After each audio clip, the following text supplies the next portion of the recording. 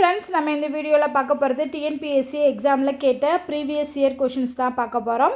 So already ஒரு 5 videos வந்து TNPSC ல கேட்ட மேக்ஸ் क्वेश्चंस வந்து சால்வ் பண்ணிருக்கோம். அது பார்க்கணும் அப்படினா பிளேலிஸ்ட்ல செக் பண்ணுங்க. சோ இன்னைக்கு நம்ம பார்க்க போற क्वेश्चन என்னன்னு பாத்தீங்கன்னா ரொம்ப சிம்பிளான क्वेश्चन தான்.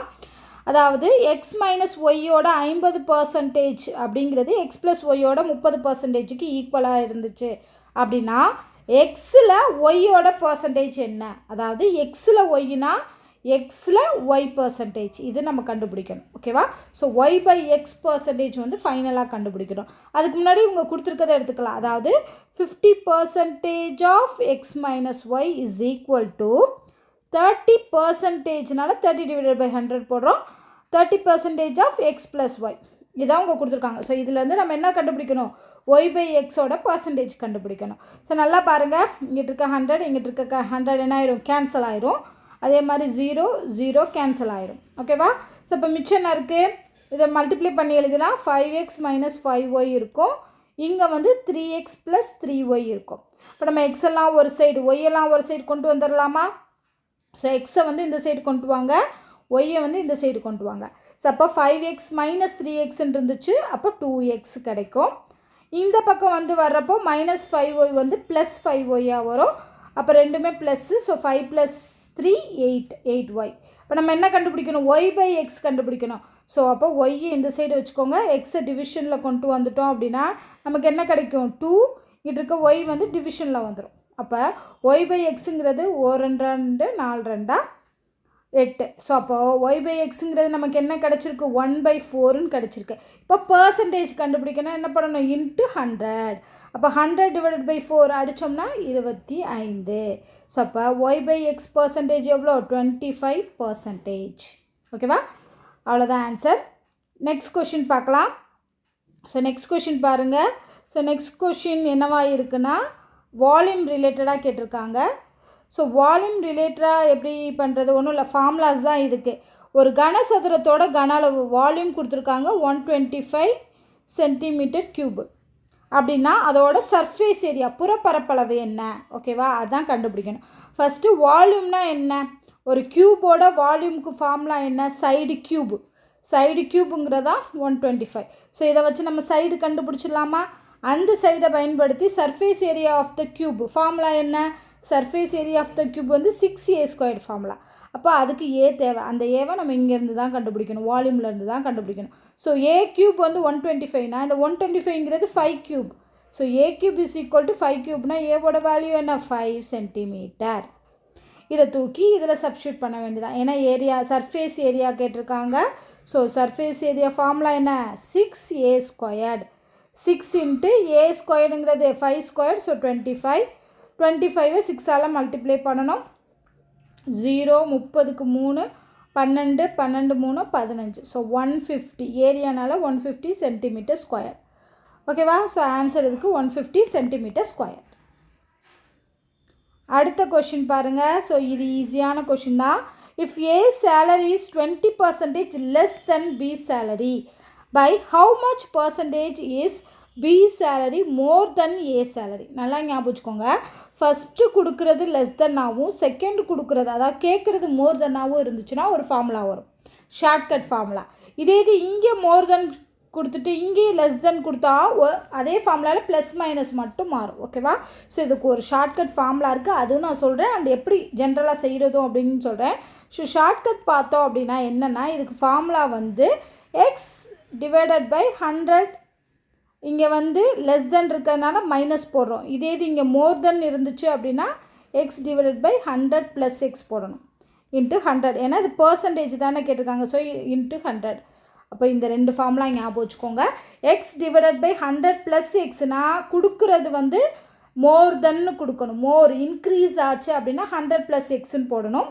இதே இது லெஸ் தென் டிக்ரீஸ் ஆச்சுன்னா 100 - x. இதுதான் ஷார்ட்கட் ஃபார்முலா. இந்த மாதிரி கேட்டாங்கன்னா இந்த எக்ஸுங்கிறது என்னென்னா அவங்க கொடுத்துருக்க பர்சன்டேஜ்.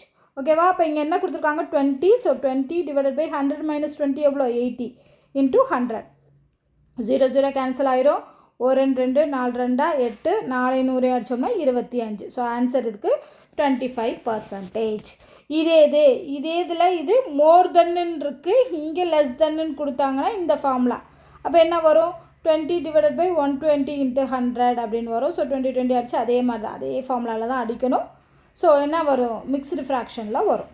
ஓகே, இது வேண்டாம், இதோட உண்மையாக நம்ம எப்படி பண்ணுறது, ஷார்ட்கட் வேண்டாம் அப்படின்னு கேட்குறவங்களுக்கு ஈஸி தான் இதுவும், அதுக்கும் சொல்லித்தரேன். ஃபஸ்ட்டு என்ன இருக்குதுன்னு பாருங்கள், சேலரி ஏ பி.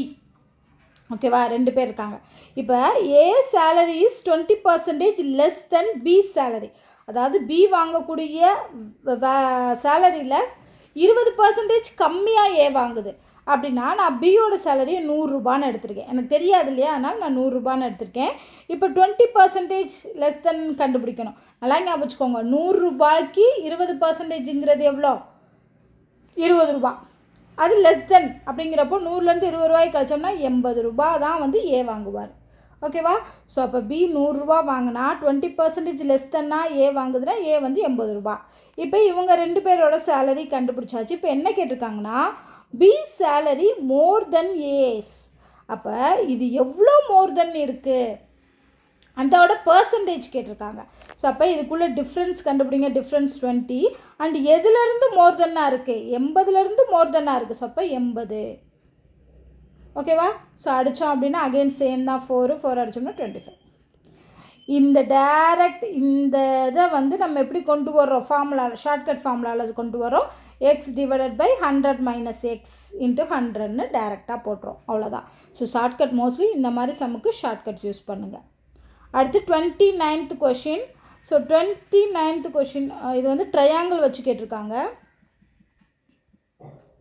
ஸோ ட்ரையாங்கிள் வச்சு கேட்டிருக்காங்க. என்னென்னு பாருங்கள், ஒரு முக்கோணத்தின் பக்கங்களோட ரேஷியோ கொடுத்துருக்காங்க. ஸோ முக்கோணத்துக்கு 3 பக்கம் இருக்கும், 3 பக்கம் இருக்கும், அதோட ரேஷியோ 1/2 எக்ஸு, 1/3 எக்ஸு, 1/4 எக்ஸ். அப்போ வேல்யூ வேணும்னா, அதாவது 1/2 ரேஷியோ, 1/3 ரேஷியோ, 1/4 ரேஷியோங்கிறத வேல்யூவாக சேஞ்ச் பண்ணோம்னா எக்ஸுங்கிற ஒரு காமன் நம்பரால் மல்டிப்ளை பண்ணணும். ஸோ அப்போ அதோட வேல்யூ வந்து 1/2x, 1/3x, 1/4x.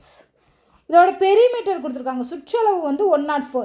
பெரிமீட்டர், ட்ரையாங்கிளோட பெரிமீட்டருக்கு என்ன பண்ணுவோம், 3 சைட்ஸையும் ஆட் பண்ணோன்னா அதுதான் பெரிமீட்டர். அப்போ 3 சைடு என்ன கண்டுபிடிச்சிருக்கோம், 1/2x, 1/3x, 1/4xன்னு கண்டுபிடிச்சிருக்கோமா. இதை ஆட் பண்ண போகிறோம். ஆட் பண்ணோம்னா எதுக்கு ஈக்குவலாக இருக்கும், பெரிமீட்டருக்கு ஈக்குவலாக இருக்கும். So பெரிமீட்டரோட value 104. ஸோ இதுலேருந்து அந்த எக்ஸோட வேல்யூ கண்டுபிடிச்சிட்டு என்ன கேட்டிருக்காங்க, length of the longest side. Longest side இதில் எது, 1/2 தான் லாங்கு. ஓகேவா, ஸோ 1/2x தான் வந்து அதிகமான வேல்யூவாக இருக்கும். அப்போ அந்த 1/2x எவ்வளோன்னு கண்டுபிடிக்கணும், அவ்வளோதான். ஓகே, ஸோ ஃபஸ்ட்டு நம்ம இதை கண்டுபிடிக்கலாம். ஸோ 2, 3, 4க்கு எல்சிஎம் எடுங்க, 12 வரும். அப்போ இதை மல்டிப்ளை பண்ணணும். 2வால் எதை மல்டிப்ளை பண்ணால் 12 கிடைக்கும், 6. அப்போ மேலேயும் மல்டிப்ளை பண்ணணும், 6x கிடைக்கும். 3 எதால் மல்டிப்ளை பண்ணால் 12 கிடைக்கும், 4ஆல். அப்போ மேலே 4 மல்டிப்ளை பண்ணும்போது 4x கிடைக்கும். இங்கே பார்த்தோன்னா 3ஆல் மல்டிப்ளை பண்ணணும், ஸோ மேலே 3x இஸ் ஈக்குவல் டு 104. 10, 13. அப்போ என்ன கிடைக்குது, 13x divided by 12 is equal to 104 கிடைக்குது. எக்ஸ் வேணும்னா என்ன பண்ணணும், 104 இன்ட்டு 12 டிவைடட் பை 13. இப்போ 13 108 8 தடவை அடிக்கலாமா.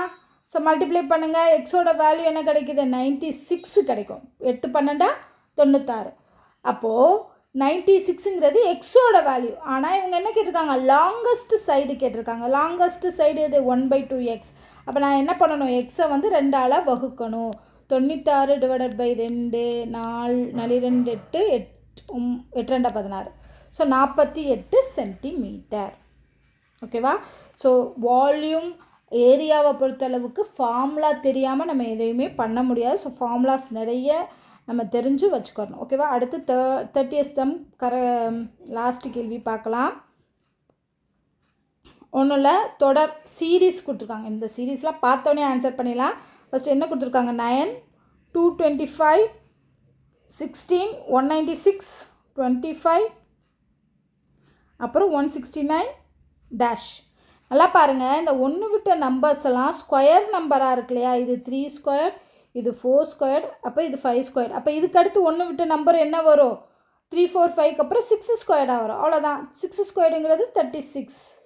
நம்ம இதெல்லாம் கண்டே பிடிக்கணுங்கிற அவசியமே கிடையாது. ஓகேவா, ஸோ அப்படி பார்த்தாலும் இது 15 ஸ்கொயர், இது வந்து 14 ஸ்கொயர், இது 13 ஸ்கொயர். ஓகேவா, நமக்கு வந்து நெக்ஸ்ட் நம்பர் தான் கேட்டிருக்காங்க. ஸோ அப்போ 1 விட்ட நம்பர்ஸ் தான் நம்ம செக் பண்ணணும். ஆன்சர் வந்து 36. அவ்வளோதான்.